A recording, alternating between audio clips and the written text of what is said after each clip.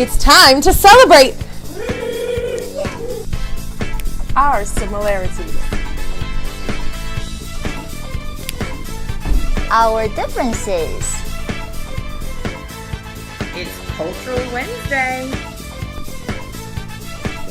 Art, music, sports, languages, and technology. Embrace new customs and traditions. It's time for Cultural Carnival.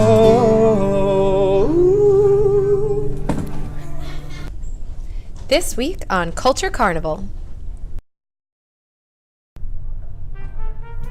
My name is Mikkel.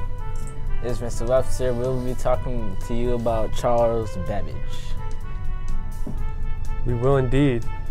Thanks, Mikkel, for having me here. So you got some questions there for me. Why don't you hit me with the first one? Yeah, who was Charles Babbage and why was he important? Charles Babbage was a fascinating dude.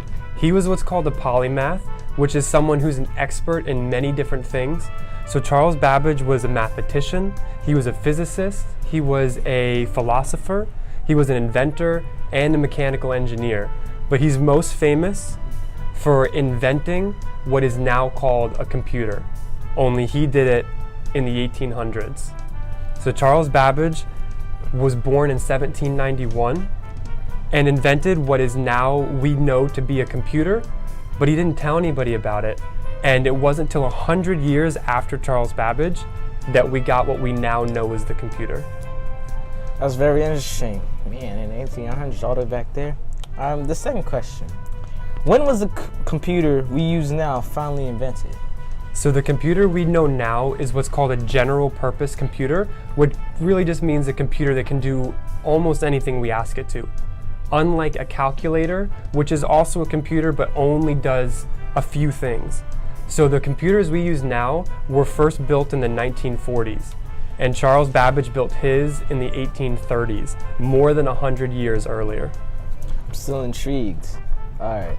What was going on in the United States while Charles Babbage was inventing his computer? Yeah, so the 1830s, Charles Babbage is working in London, building this actual working computer. And 30 years after that, the 1860s, is when the United States goes through its Civil War. So just to put that in context, the United States is fighting Civil War.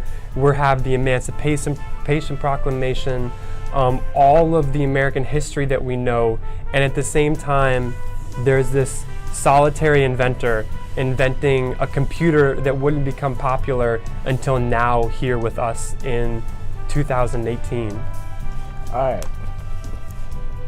What are some things we can learn from Babbage's story? I think there's a couple of important things to learn. One, it's cool to be interested in a lot of different things. Charles Babbage used his knowledge of physics, of math, of philosophy, and his skills as an engineer to bring everything together and invent this fabulous computer. But no one knew about it, and it didn't become popular because he didn't let people actually use it. He kept it private to himself. So I think one of the most important things we can learn is to share our ideas, because when people know about them, that's when they can become popular and really make a difference. All right. So, how do we actually, I know we found out about him in the 1800s, but how did it really happen? How did we find out about him? Yeah, like how did it come to light? Yeah. So he kept journals, and he also built some working models of his computer, but he didn't finish building it. So what happened is some historians found his writing, and they found some of the stuff he had been working on. And actually right now in England, you can see his original machine in some of the museums there, and they're working on a project to try and finish it. What would it have looked like if Charles Babbage had finished building his computer? And they're working on that right now. It's not yet done. All right. That's it for today. Thank you for tuning in to The Cultural Carnival. Thank you, Mikkel. Thank you.